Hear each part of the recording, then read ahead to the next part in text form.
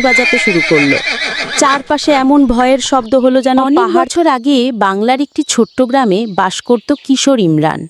তার বয়স মাত্র 12, কিন্তু গ্রামের বয়স্কদের মতোই দেশপ্রেমে ভরা তার হৃদয়।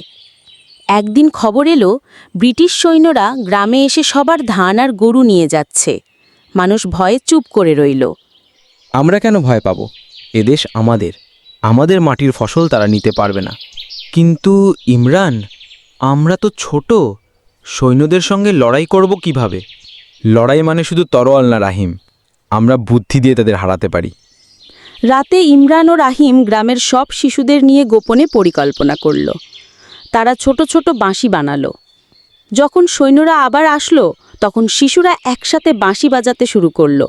চারপাশে এমন ভয়ের শব্দ হলো যেন পাহাড় থেকে বজ্রপাত হচ্ছে। সৈন্যরা ভয়ে দৌড়ে পালালো। গ্রামের মানুষ আনন্দে চিৎকার করে উঠল। আজ প্রমাণ হলো, সাহস থাকলে ছোটরাও ইতিহাস গড়তে পারে। সেদিন থেকে ইমরানকে সবাই ডাকতে লাগলো সোনার বাংলার ছোট্ট নায়ক।